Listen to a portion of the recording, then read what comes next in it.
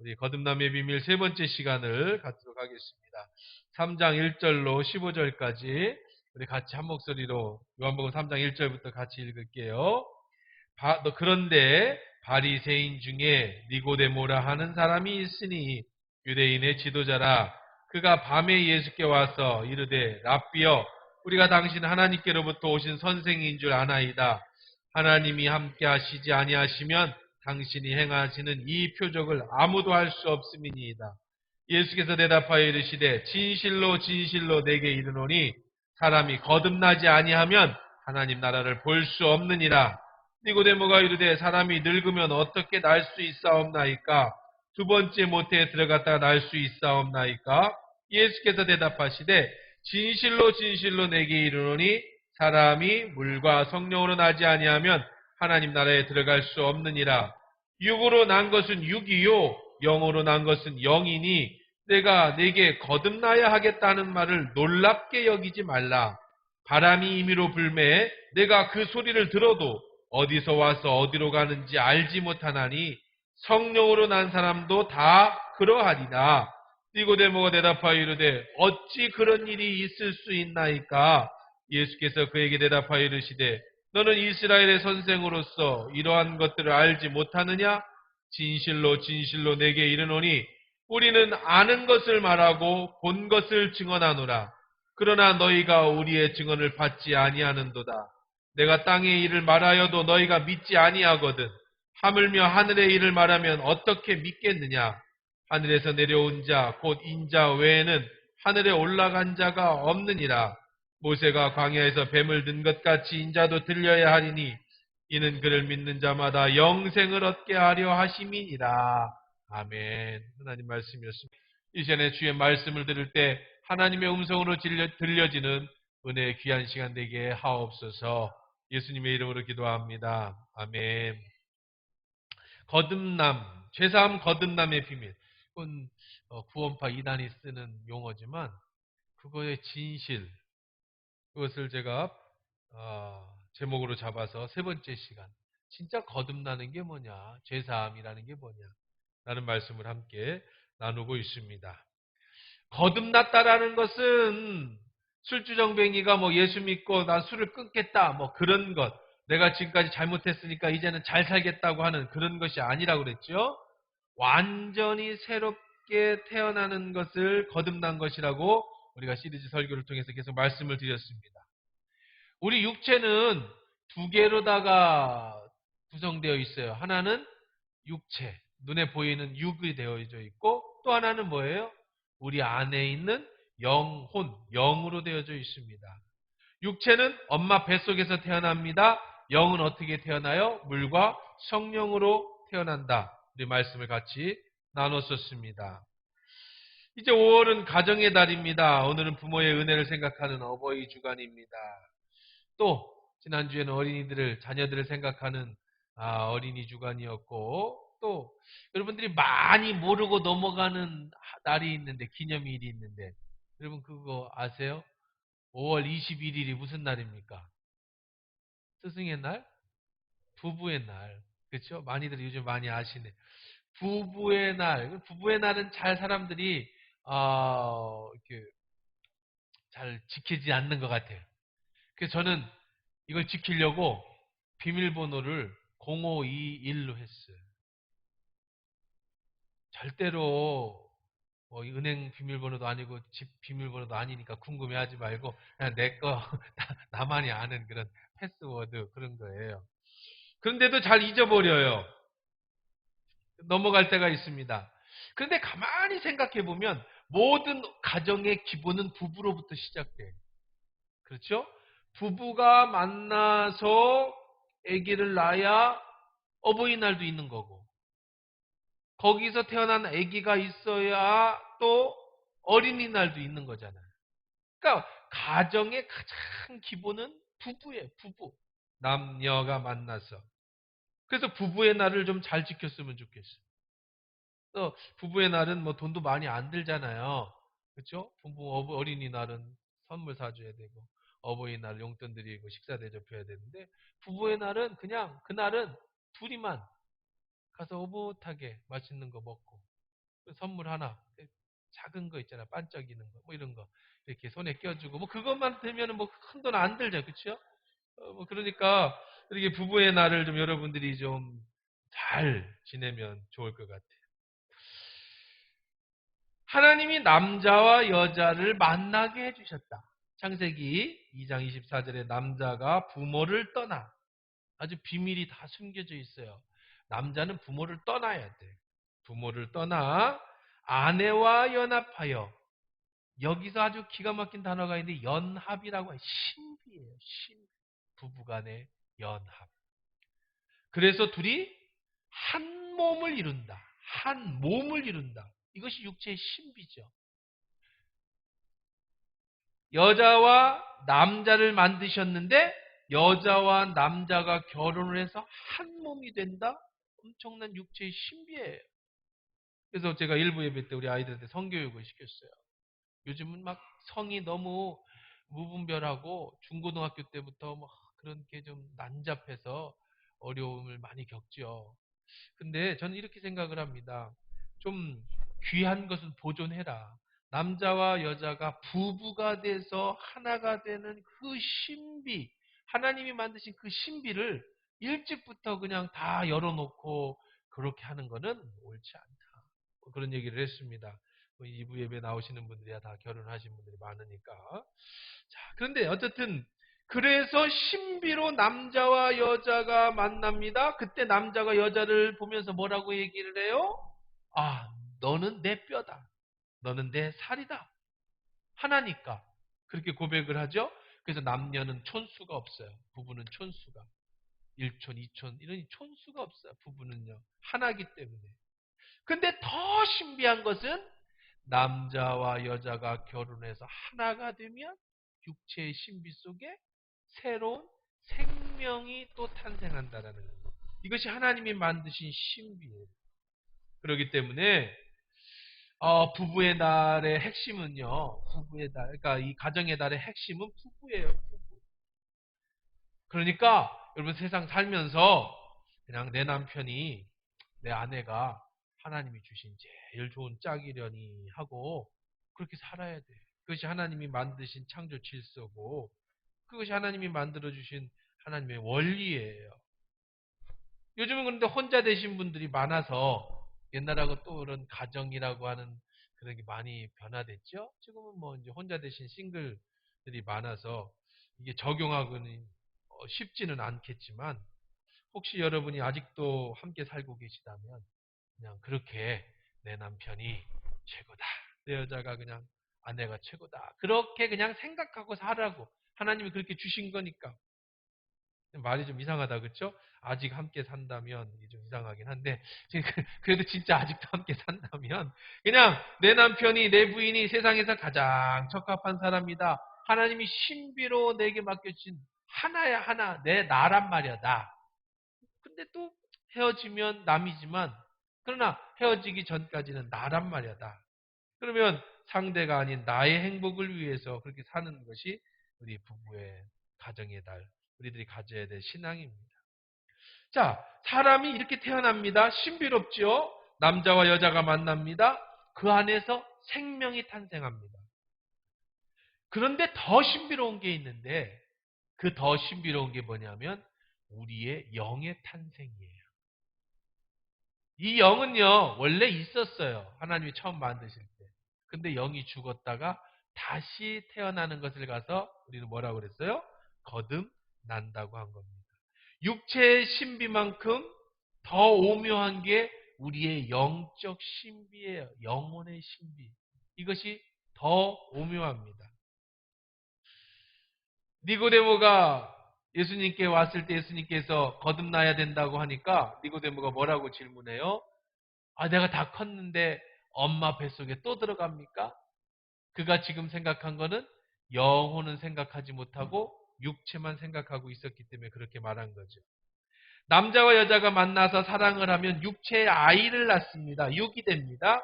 근데 영의 신비는요, 여러분이 하나님을 만날 때, 성령이 여러분 속에 오실 때, 남자와 여자가 만나서 신비로움 하나가 되어 새로운 생명체가 탄생하듯 여러분의 육체와 성령이 함께 임할 때 우리 안에 새로운 영이 탄생하게 되는 거예요.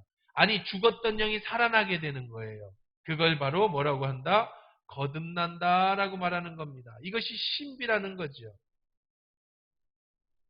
그러니까 남자와 여자가 없이는 절대로 사람이 태어나지 못하는 것처럼, 육체가 태어나지 못하는 것처럼, 하나님을 만나지 않고는, 성령이 내 안에 오시지 않고는 내 영이 절대로 거듭날 수가 없다는 거예요. 그것은 우리의 선택이 아닙니다. 아기가 태어날 때도 부모를 선택하지 못했던 것처럼 우리도 거듭나기 위해서 내가 무엇인가를 선택할 수 있는 게 아니에요. 하나님이 우리를 선택하셔서 우리 안에 오실 때에 신비롭게 내 안에 죽었던 영이 다시 살아나는 것, 이것을 거듭난 거다라고 얘기를 합니다. 예수님도 5절에 진실로 진실로 내게 이르노니 사람이 물과 성령으로 나지 아니하면 하나님 나라에 들어갈 수 없다. 거듭난 사람만 천국의 시민이 됩니다. 거듭난 사람만 천국에 들어갈 수 있습니다. 거듭난 사람만 자기의 영혼이 은혜 속에서 살아나게 되는 겁니다. 자, 그런데 우리 지난주의 말씀에 이어서 내가 거듭나는 것이 제일 중요한데 거듭났다라고 하는 증거가 뭡니까? 거듭났으면 어떤 증거가 있어야 돼요? 예수님 말씀하시기를 바람이 8절입니다. 바람이 임의로 불매 내가 그 소리는 들어도 어디서 와서 어디로 가는지 알지 못하나니 성령으로 난 사람도 그러하다. 다시 말하면 성령으로 거듭난 사람도 바람처럼 탄생한다는 거예요. 무슨 얘기냐? 바람은 어디서 만들어졌는지 몰라요. 그렇죠? 오늘 본문에서 예수님도 말씀하신 것처럼 어디서 와서 어디로 가는지 모른다고 했죠? 성령으로 태어난 사람도 내가 어느 시간에 어떻게 거듭났는지 몰라요. 이단 구원파는 당신은 몇 월 며칠 몇 시에 어떻게 거듭났습니까? 묻습니다. 죄사함 거듭남의 비밀, 제가 일부러 이단의 표어를 적었어요. 진짜 거듭남의 비밀이 뭔지를 알려주려고. 몇 날 몇 시 어디서 거듭났습니까? 알 수도 있지만 모를 수 있지요. 사람이 자기가 태어난 걸 어떻게 알아요? 남이 가르쳐 주니까 아는 거지. 여러분 태어날 때 생각이 납니까? 여러분 생일날 내가 엄마 자궁을 뚫고 막 나오던 것이 생각이 나요? 그 막이 안 터져가지고 머리로 막 밀던 것이 생각이 납니까? 아무도 그거 생각나는 사람이 있으면 이상하죠. 그렇죠? 정신병원에 가야 될 거. 모르는 거예요. 자기가 태어나는 건 몰라요. 육체도. 영혼도 그래요. 내 영혼이 언제 태어났는지 몰라요. 바람이 어디서 불어서 어떻게 가는지도 모르게 내 영이 거듭나는 것인데, 그런데 문제는 뭐냐? 예수님 말씀하시기를 성령으로 난 사람도 그러하다. 그 소리는 들어서 어디로 났는지 알지 못한다. 그랬어요. 근데 증거는 뭡니까? 바람이 불면 콧잔등을 스치고 바람이 불면 나뭇가지가 흔들리는 걸 보면서 바람이 있는 걸 아는 것처럼 내 안에 성령의 바람이 불어서 내가 거듭난 사람은 느낌을 느낄 수 있어요. 육체가 태어나서 배고프죠? 왜 그렇습니까? 우리의 장이 위가 밥을 달라고 느끼는 거야. 만약에 못 느낀다. 한 열흘 동안 밥을 안 먹었는데 배고픔을 못 느낀다. 그럼 죽을 수 있죠. 어디 고통 한 대 맞았는데 아픈 걸 못 느낀다. 더 위험하죠. 금방 죽을 수 있습니다.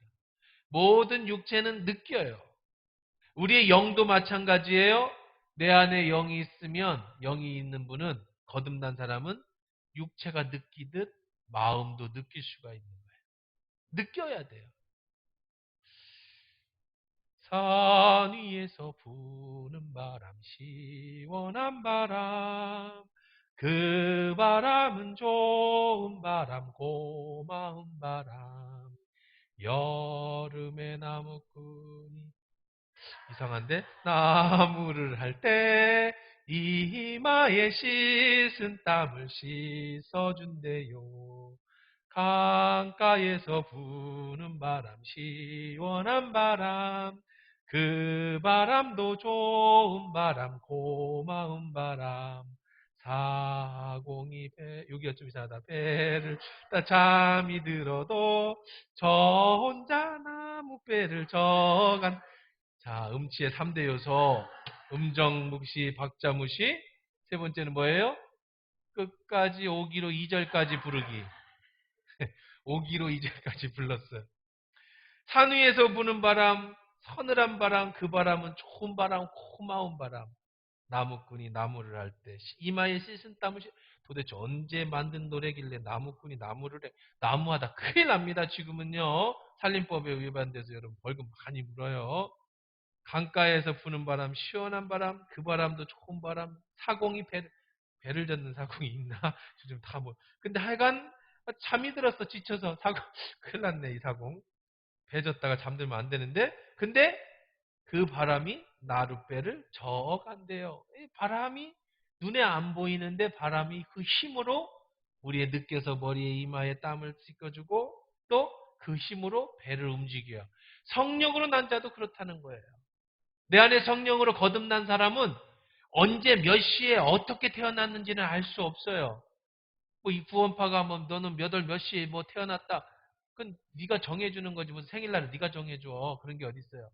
알 수도 있겠죠. 정말 뭐 성령의 강력한 역사를 받아서 그 바울처럼 막 말에서 떨어져 갖고 뭐 그런 사람도 있겠지만 대부분의 사람들은 내가 예수를 믿고 어느 날부터 내 속에 거듭난 영이 자라나기 시작하면서 느낌이 오니까 내가 거듭났구나 아는 거죠. 아기도 크면서 아는 거지 태어날 때 아는 사람은 없죠. 그러나 분명한 건 거듭난 사람은 살아있는 사람은 느껴야 돼요. 죽은 사람은 느낄 수 없어요. 이런 노래도 있습니다. 손이 시려워. 그렇지. 발이 시려워. 겨울바람 때문에 꽁꽁꽁. 그렇죠? 손이 꽁꽁꽁 꽁. 발이 꽁꽁꽁. 겨울바람 때문에. 여기서 중요해. 어디서 이 바람이 시작됐는지 산 너머인지 아니에요. 막 박자 맞출 거는 바다 건넌지 너무너무 얄미워. 그죠? 손이 꽁꽁꽁, 발이 꽁꽁꽁, 겨울바람 때문에. 이 바람은 얄미운 바람이야. 그쵸? 손을 어떻게 하니까? 꽁꽁꽁 얼리니까. 발을 어떻게 하니까? 꽁꽁꽁 얼리니까. 일부 예배 때 이런 얘기를 했는데 애들이 손발이 꽁꽁 어는 걸 잘 몰라, 요즘은. 하도 귀하게 커가지고 손발이 꽁꽁 언다는 걸 잘 몰라. 근데 우리는요, 그것도 종래 그 겨울방학 시작하기 전에 꼭 거기다 세워놓는다고, 그 운동장에. 그럼 교장 선생님 훈시가 왜 이렇게 길어? 손이 꽁꽁꽁, 발이 꽁꽁꽁, 발 시려서 발을 비비고 손을 막, 그냥 여기가 다, 이게 막 갈라지고, 그거는 이제 우리 어렸을 때 다 알잖아요. 그 바람은 무슨 바람이에요? 어떤 바람이에요? 그 바람은, 자, 얄미운 바람. 근데 이 바람이 어디서 시작됐을까? 도대체 이 찬바람이 어디서 불어오는 거야? 또 감수성 없게 시베리아에서 생긴 뭐 그러지 말고 자 어디서 온지 모르지만 뭐 굳이 찾으려면은 뭐 레이더 찾으셔서 어디서 발생했는지 시베리아 어디서 발생했는지 찾으시면 찾겠지만 그거 모르고 어디서 산 너머에서일지 바다 건너서인지 모르지만 당장 나는 어떻다고요? 나는 추위를 느낀다고요. 성령으로 난 사람도 이렇다는 겁니다. 내가 언제 태어났는지 어떻게 태어났는지 모르지만 성령으로 태어난 사람은 바람처럼 내가 거듭났다라는 걸 느껴요. 말씀을 봅니다. 기도를 합니다. 하나님께 가까이 다가갑니다. 지난주에 얘기한 것처럼 때로는 우리가 코로나 때문에 예배를 못 드릴 때 마음으로 부담이 됩니다. 성령으로 난 사람이 그렇다는 거예요. 다른 모든 종교는요, 다 행위에 따라 구원을 받습니다. 자비를 베풀어야 구원을 받습니다. 그 다음에 또 돌을 닦아야 구원을 받습니다. 오직 기독교만 나 의지하고 상관없이 우리가 태어날 때 내 의지와 상관없이 우리 육체가 태어나듯 우리의 영도 성령의 바람이 불어서 내 안에 들어오고 내 귓가를 스치면 그 성령의 능력으로 내가 예수를 믿게 되고 내가 세례를 받게 되고 그리고 내가 거듭나게 되는 거예요. 물론 내 의지가 있지요. 세례를 받겠다는 의지도 있고 내가 거듭나겠다는 예수님을 믿겠다는 의지도 있지만 그 의지마저도 누가 주시는 거다? 하나님이 주시는 것이에요. 그래서 바람처럼 내가 바람을 조절하지 않는데 바람이 나를 찾아온 것처럼 내가 바람을 쫓아가서 바람을 맞은 게 아닌데 바람이 분 것처럼 이렇게 하나님이 선택한 사람에게 바람을 불리셔서 그 사람을 믿게 해주고 거듭나게 해주시는 하나님의 은혜인 줄 믿습니다. 그 디도서 3장 5절에 우리의 구원하시되 우리의 행한 바 의로운 행위로 말미암지 아니하고 오직 그의 긍휼하심을 쫓아 중생의 씻음과 성령의 새롭게 하심으로 하셨나니. 에베소 2장 8절에도 너희가 그 은혜를 인하여 믿음으로 말미암아 구원을 얻었나니 이것이 너희에게서 난 것이 아니요 하나님의 선물이라. 성령이 내 안에 오셔서 내가 거듭난 것은 하나님의 선물이에요. 은혜인 줄 믿습니다. 오늘 어버이 주일이라서 우리 어버이에게 선물을 준비해서 주시면 되십니다. 아까 줬어야 되는데 잊어버렸어요. 지금 드려야 되겠네. 누가 대표 제일 어르신이 누구예요? 우리? 네, 제일 어르신 누구예요? 예? 원로 목사님이? 원로 목사님이 더 많으실까? 그죠? 원로 목사님 나오셔요. 대표로. 야, 자, 이건 사모님 거 하고, 자, 우리 다 같이 일어나셔서, 자, 우리 다 같이 일어나셔서, 자, 어버이의 은혜 감사해서 우리 좀 공경하는 마음으로 박수 쳐드리십시다. 감사합니다. 자, 기도 한번 하겠습니다. 하나님 고맙습니다. 어버이 주일에 또 하나님 이렇게 함께 하나님께 감사합니다. 귀한 어버이들이 계시고 신앙의 유산을 물려주셔서 우리 교회가 세워지고 또 우리가 자라서 우리 또 자녀에게 신앙을 나눠줄 수 있게 하셨습니다. 날마다 그 은혜 감사하며 자자손손 대대 우리 하나교회 모든 식구들 가정마다 기독교 명문 가정으로 굳건히 설 수 있게 도와주옵소서. 예수님의 이름으로 기도합니다. 아멘. 감사합니다. 그래요. 이거는 오늘 선물을 드렸지만 선물은 우리가 마음을 당해서 드리는 거예요. 마찬가지로 하나님이 우리에게 선물을 주셨어요. 무엇을 선물로 주셨느냐? 거듭남 중생을 선물로 주셨어요. 여러분, 그럼 이렇게 생각할 수 있어요. 하나님, 무슨 하나님이 저렇게 불공평해? 내 노력으로 뭔가를 얻어야지. 그렇죠? 내 노력으로 뭔가를 얻어야지. 왜 노력하지도 않은 걸 줘요? 그리고 주려면 다 줘야지. 왜 누구만 줘요? 이게 공평 아니에요. 이제 나라에서 긴급 재난 그 기금을 준대요. 4인 이상 가족은 100만 원, 그리고 1인 가족은 20만 원씩 이렇게 해서 40만 원? 40만 원씩 해서 100만 원 준대요. 그래서 나는 돈 주는 줄 알았어. 돈. 그랬더니 돈을 주는 게 아니라 포인트를 줘서 그 카드 포인트로 다 쓰는 게 또 아니래. 마트하고 몇 군데만 쓸 수 있고 다른 놀러 가는 데는 못 쓰고. 여러분 어쨌든 주신다고 하니까 스님들은 다 안 받는다고 하고 기부한다고 하고 신부님들도 다 기부한다고 하는데 우리 목사님들이 기부를 해야 되는지 말아야 되는지 아주 굉장한 고민이야. 스님들은 산에 있으니 마트가 어디 있어? 저도 그 마트 산 그 쓰러 그 고기 사러 소고기 사러 나올 수는 없을 거 아니야.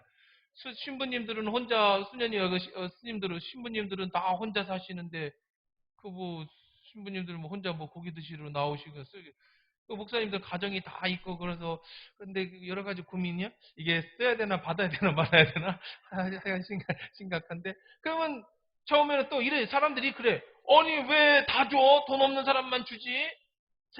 생각이 있잖아. 그렇죠? 생각 50% 이하만 주든지 부자들은 뭐하러 줘? 그랬더니 부자들이 하는 얘기가 야, 그 돈 누가 내? 우리가 세금 내갖고 내는데 세금 우리가 내고 쓰는 건 네가 써? 그게 또 이상하잖아. 그죠? 세금은 부자들이 냈으니까 걔들도 줘야지. 그럼 가난한 사람 입장에서는 또 공평한 거는 가난한 사람 주는 거 아니야? 그래서 나라가 고민하다가 생각해낸 게 다 주자. 그게 공평이야. 그 대신에 뭐 해라? 기부해라. 하여간 똑똑한 것 같아. 똑똑한 사람들이 나라에 다 있어서. 자, 그게 공평이에요. 그런데 하나님의 공평은 그런 게 아니에요. 하나님은 선택이에요.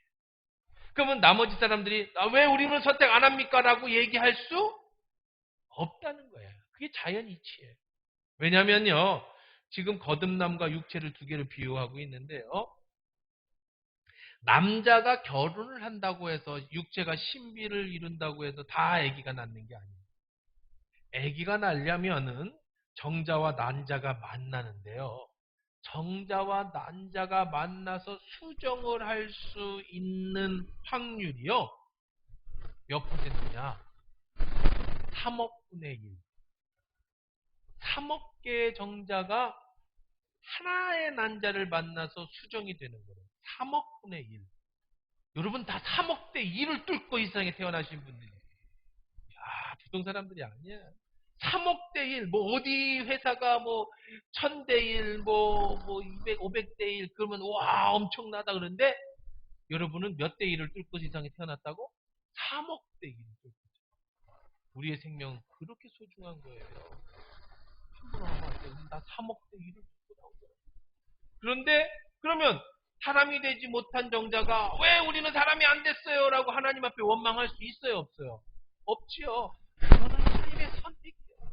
우리가 이 세상에 태어난 건 하나님의 은혜이고 선택이에요. 우리의 영혼도 그 많은 또 세상에 그 3억 대 1을 뚫고 나온 수많은 사람들 중에 또 그 중에 하나님의 우리의 영을 거듭나게 해주신 것 역시 하나님의 은혜와 섭리인 줄 믿습니다. 그러면 그렇게 여러분들은 하나님의 사랑을 받고 태어난 훌륭한 분들이에요. 이것이 은혜예요. 자, 성령으로 난 자는 그런 자다. 성령의 바람이 누구에게 불지 몰라. 분명한 건 나에게 불었다는 것이고 내 안에 성령이 오셔서 내가 거듭나. 성령으로 난 자도 이러하다. 성령으로 거듭난 사람은 느껴야 된다고 그랬죠. 여러분이 내가 거듭났다는 사실을 반드시 느끼셔야 돼요. 그리고 성령으로 거듭난 사람의 두 번째 특징은 뭐냐면 증거는 뭐냐면 잘하는 거예요. 아기가 태어나서 응행하고 태어나면서 나이가 들면서 자라듯이 성령으로 태어난 사람도 자라게 되어 있어요. 요즘 저는 크는 것을 느끼는 게 아니라 늙는 것을 느끼죠. 나이 저보다 많으신 분들한테 죄송합니다만은 자꾸 늙는 걸 느껴요. 육체는요. 자라서 어느 한계점에 이르면 노화가 시작된대요. 여러분 노화가 몇 살에 시작되게 해요? 몇 살에 시작돼요? 40에 19에 시작이 돼요. 19이 넘은 사람들은요. 노화 방지 크림을 꼭 바르셔야 돼요. 그때부터는 생겨나는 세포보다 죽는 세포가 더 많아지는 19이 넘으면. 그래서 이빨 청춘이 이빨이 16, 16살 때 사실은 시집을 가야 돼. 제일 아름다울 때. 근데 옛날엔 16살에 시집을 보냈잖아. 근데 지금은 다 늙어서 간단 말이야. 30 넘어가고 막 40 돼서. 그러니 거기서 애가 건강한 애가 어떻게 태어나겠어요. 가능하면 좀 시집들을 좀 일찍 가면 좋겠어. 장가들 좀 일찍 가. 근데 16은 너무 빠르니까 내가 제일 좋은 나이는 25, 6이면 꼭 시집 가고 장가 가면 좋아. 우리 딸이 간다고 그러면 얼른 보낼 거야. 진짜로. 26이면 대학 졸업하고 한 1, 2년만 되잖아. 그쵸? 24세 졸업하고 재수 안 했으면 그럼 5, 6이면 한 2년 교제하고 얼른 가. 뭐 아이고 돈 벌어서 가야죠. 뭐 부모 좀 호강 좀 시켜드리고 아이고 괜찮아. 둘이 가서 뭐 냉장고도 사고 돈 벌어갖고 처음에 중고로 살다가 그렇게 살림 늘려가는 재미로 살고 그래야지 뭐 다 맞춰서 집 사고 뭐 사고 그러니까 시집 가고 장가 못 가는 거예요. 그렇게 살려니까. 옛날에는 그렇게 안 살았잖아. 나도 그렇게 안 살았고. 어떻게 살면 돼, 그냥. 그냥 가서 중고로 살다가 없으면 살다가 하나씩 바꿔가는 재미로 사는 거지. 어디 글리 샜지? 아니, 어쨌든 간에. 자, 어쨌든 잘해요. 잘한다고요. 잘하면은요, 반드시 성장하는 거예요. 자, 내 속에 혼이 거듭난 사람은 반드시 성장하게 있어요. 성장하게 돼 있어요. 성장하면 변화가 되는 거예요. 어렸을 때는요, 몸이 작아요. 그래서 작은 옷을 입었는데 성장하면서 옷을 큰 걸로 바꿔 입어요. 어렸을 때 생각이 짧았어요. 크면서 생각이 더 넓어져요. 그것처럼 우리의 영도 느낌만 가지면 안 돼요. 그건 거듭났다는 증거일 뿐이고요. 느낀 다음에는 성장해야 돼요. 우리 영이 성장해야 돼요. 우리 영이 성장하면 좋게 변합니다. 사기치는 사람이 더 사기치지 않습니다. 바람피던 사람이 가정적인 사람으로 변합니다. 낙심하고 절망하던 사람이 어려움 앞에서 기도하는 사람으로 바뀝니다. 이기적인 사람이 나눌 줄 아는 사람으로 바뀝니다. 성령이 바람이 불고 말씀이 들어오면 조금씩 한 번에 확 바뀌지는 않지만 우리의 삶이 변하게 돼 있는 거예요. 그것이 거듭남의 증거예요. 반드시. 여러분 스스로도 내가 예수를 믿고 거듭난 다음에 내가 변했어 라고 본인이 느껴야 돼. 또 옆에 있는 사람도 여러분을 보면서 당신 많이 변했어 라고 얘기해 줘야 돼. 변했어는 두 가지가 있어요. 당신 변했어. 당신 많이 변했네. 이거 틀리잖아, 뉘앙스가. 그렇죠? 똑같이 변했는데. 근데 거듭난 사람이 10년, 20년 전인데 맨날 부인한테 듣는 소리가 남편한테 듣는 소리. 당신 변했어. 왜 나이 들수록 더 악해져? 그러면 이거 고민해봐야 돼. 거듭났는지 안 거듭났는지 내 속에. 왜냐하면 하나님 말씀을 들으면 내 영이 거듭난 사람은요. 날마다 성장하게 돼 있어요. 어떻게 성장되어지기를 원해야 되냐면 좋은 방향으로 성장하게 돼요. 근데 나쁜 방향으로 성장하면 둘 중에 하나예요. 영이 죽었든지 잠자든지 거듭나지 않았든지. 그러니까 여러분이 반드시 성장하게 돼 있다는 거예요. 우리가 잘 아는 성 어거스틴이 젊어서 매우 방탕한 사람이었습니다. 그 다음에 그가 예수를 믿고 거듭난 다음에 참회록을 쓰고요. 신국론을 쓰고 그래서 아주 어거스틴이 이 신학을 집대성한 가장 위대한 신학자요. 이렇게 우리가 얘기합니다. 근데 어느 날 어거스틴이 방탕할 때 자주 다니던 골목을 지나가는데 한 여자가 막 달려드니 손을 탁 껴안으면서 선생님 정말 오래간만입니다. 그동안 어떻게 지내셨어요? 왜 이렇게 안 놀러 오셨어요? 저와 함께 갑시다. 제가 한 잔 사드릴게요. 누군가 봤더니 전에 자주 가던 술집의 마담이었어요. 그 술집 여자가 오래간만에 어거스틴을 만나니까 우리 집으로 왔더니 어거스틴이 그 여자를 쳐다도 안 보고 앞을 보면서 이렇게 얘기했대요. 사람 잘못 보셨습니다. 당신이 아는 어거스틴은 예수님을 만나기 전에 어거스틴이고 그 어거스틴은 죽었습니다. 지금 당신이 잡고 있는 이 어거스틴은 예수 믿고 새 사람이 된 새 어거스틴입니다. 라고 하는 일화가 있습니다. 그렇죠. 옛날에 죄로 여기지 않던 것들이 내가 자라면서 이것이 하나님의 말씀이구나. 이렇게 바뀌어야 되겠구나. 그렇게 변화되는 거예요. 가정적이지 않던 사람이 예수를 믿고 말씀을 들으면서 점점 가정적으로 바뀌고 늘 낙심하고 절망하던 사람이 예수를 믿으면서 용기와 힘을 얻고 이렇게 변화되는 모습이 계속 일어나야 돼요. 그 다음에 세 번째 거듭난 사람의 특징은 뭐냐면 아이가 자라면 그 다음에 또 어른이 돼서 다시 재생산을 합니다. 아까도 얘기한 것처럼 일찍 결혼을 시키면 그 다음에 손주, 손녀, 손자를 빨리 보지 않겠어요? 저도 언젠가는 손주를 볼 날이 오겠죠. 물론 처갓집에 가면은 이제 사촌 그 할아버지 된 지는 오래됐습니다. 저는 고조까지는 될 수 있을 것 같아요. 걔들이 장가 가고 또 가면 벌써 할아버지 된 지 오래됐으니까. 근데 내 직손자는 아직 손주는 못 봤습니다. 왜 그래요? 아직 제 딸과 아들이 결혼할 만큼 성장하지 못했기 때문에. 근데 결혼했어요. 내 딸과 아이가 성장해서 결혼할 나이가 됐어요. 그리고 결혼을 하면 내가 내 딸을 낳았는데, 내가 내 아들을 낳았는데, 이 아들이 또 다른 아들을 낳고 또 다른 딸을 낳아요? 이것이 가문을 이루는 거 아닙니까? 성장하면 재생산하게 되어 있어요. 우리의 영도 그렇습니다. 처음에는 우리 속에 성령의 바람이 불어서 어디서 시작됐는지 모르지만 내 안에 예수를 믿기 시작했어요. 그리고 내 안에서 영이 느껴지기 시작했어요. 그리고 내 영이 자라기 시작했어요. 그리고 잘한 사람은 그 다음에 어떻게 돼요? 재생산이 들어가요. 사람을 보면 저 사람이 예수를 믿을까 안 믿을까? 어떤 사람을 보면 저 사람에게 전도하고 싶다라는 마음이 들어요. 사람은 나중 장성하면 결혼하시고 싶은 마음을 근본적으로 우리 뇌 속에 하나님이 주셨어요. 모든 동물은 다 그래요. 사람뿐만 아니라. 모든 동물의 최종 목적은 짝짓기지 않습니까? 자기 존속을 보존시키는 것이 동물들의 목적 아니에요? 사람도 하나님이 만드셨어요. 동물처럼 만드셨어요. 그 위에 생기를 넣어서 영이 들어간 거죠. 우리 인간도 나이가 차면 결혼하고 싶은 본능이 있어요. 나이가 들면 내 자녀를 낳고 싶은 본능이 있는 거예요. 그 본능보다 이 세상에 살아가는 게 너무 힘드니까 본능이 억제돼서 지금 우리가 출산율이 떨어지는 거죠. 우리의 영도 그렇습니다. 여러분이 영이 자라면 본능적으로 거듭난 사람은, 본능적으로 자란 사람은 재생산을 하고 싶어요. 누가 돈을 줘서가 아니라, 누가 나를 명예를 줘서가 아니라, 사람을 만나면 저 사람이 예수를 믿을까? 저 사람이 구원받을 수 있을까?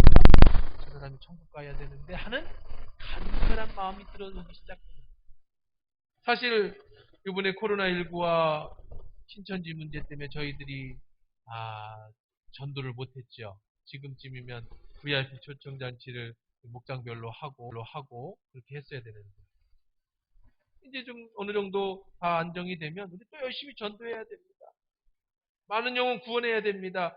영적 재생산을 해야 됩니다. 그것이 거듭난 사람의 증거예요. 미국의 부흥사요 청년 지도자인 토리 존슨이라는 목사님이 계셨어요. 이 목사님이요 시카고에서 오클라호마 주에 있는 텔사까지 비행기를 타고 가고 있었습니다.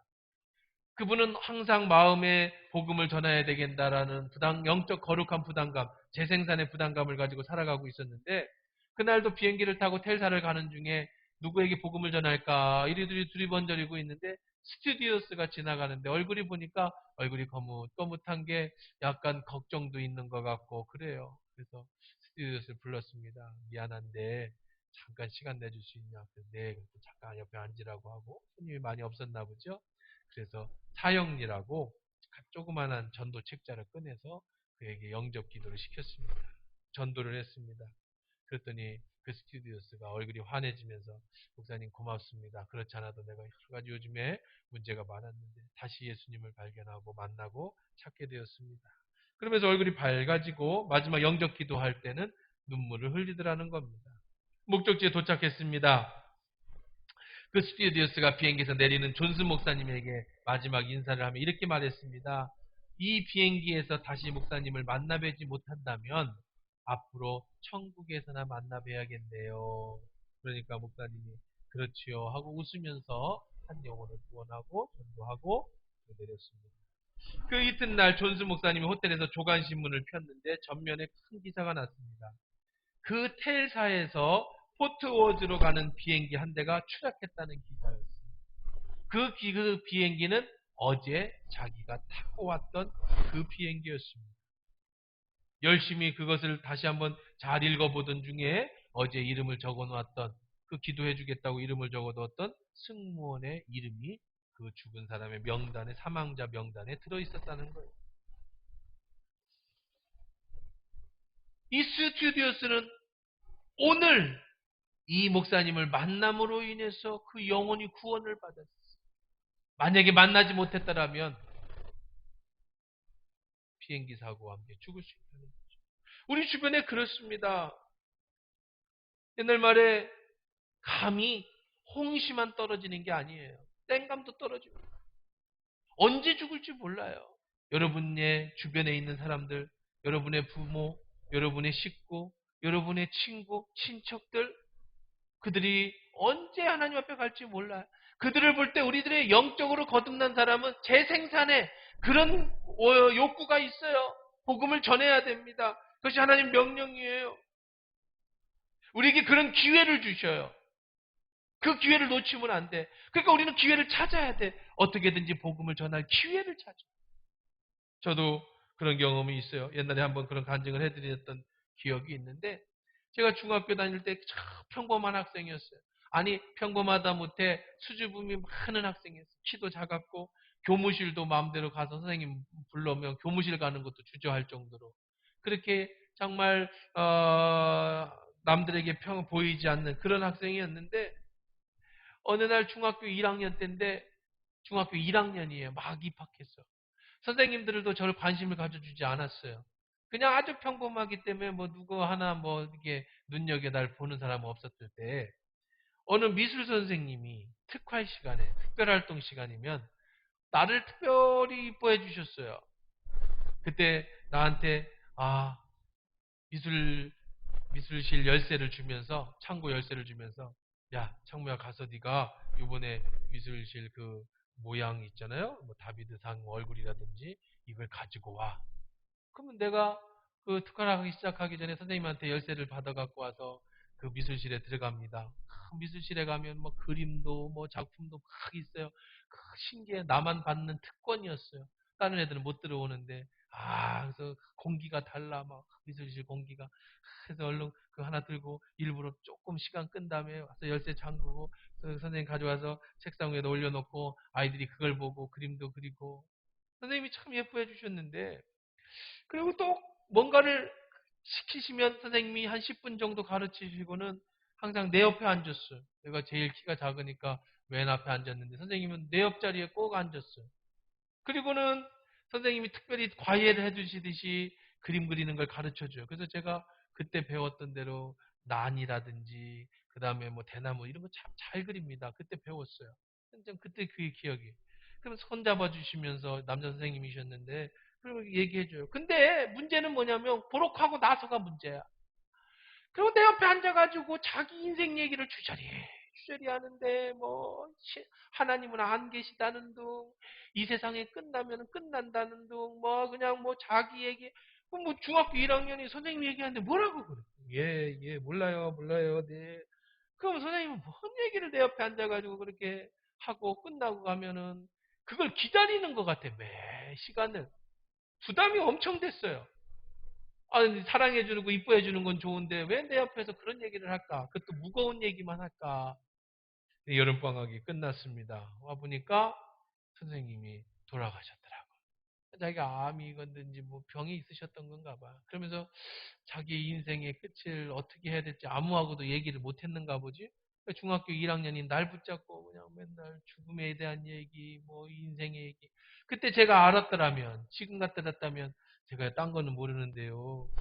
예수 믿어야 천국 가는 건 아는데 뭐 이런 얘기를 또 해줬을 것 같은데 제 기억으로는 안 했던 것 같아.